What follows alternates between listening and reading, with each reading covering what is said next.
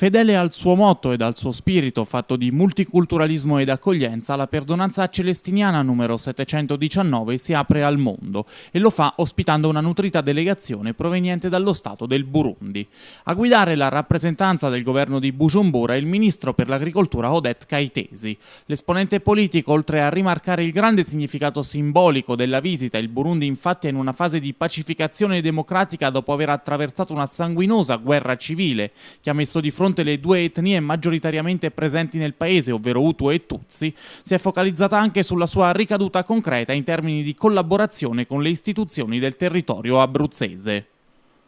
Primo, c'est pour un partenariat agissant, d'abord pour le renforcement des capacités entre nos deux institutions, c'est-à-dire le Burundi et cette région. On doit se renforcer mutuellement. Donc dans ce partenariat, il y a la recherche de complémentarité et aussi la recherche de développement durable à travers les différents axes, dont la consolidation de la paix.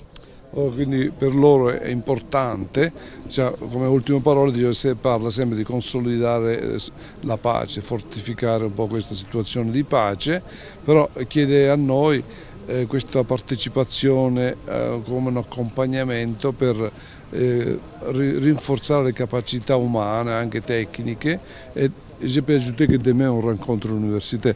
Domani incontriamo l'Università di Teramo con la quale abbiamo già un protocollo d'intesa e che lanceranno un progetto molto importante per il Burundi e soprattutto con il Ministero dell'Agricoltura, perché si baserà su alcune esperienze fatte dalla nostra ONG, che abbiamo coltivato ceci, lupini, lenticchia, farro, eccetera. Lei dice uno sviluppo durabile. A rendere possibile l'incontro tra le istituzioni aquilane e burundesi è stato Don Enzo Chiarini, missionario operante nel paese centroafricano sin dal 1971 e che dal 1992 ha fondato l'associazione DAPADU, acronimo di Dalla parte degli ultimi, una ONG che si occupa di realizzare programmi di cooperazione socio-economica per la promozione dello sviluppo del Burundi ed in altri paesi depressi del sud e del resto del mondo.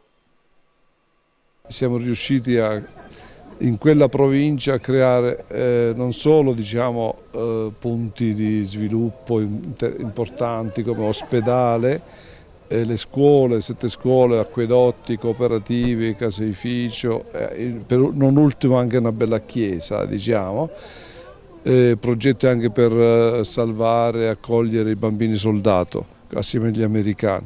Però soprattutto a noi ci hanno dato questo anche premio della cittadinanza del Burundi, perché il Presidente ha detto siete stati vicino alla popolazione anche durante la guerra e la gente si è sentita tranquillizzata, non è come un calmante, però si è sentita rassicurata e non ha fatto violenze che sono successe altrove.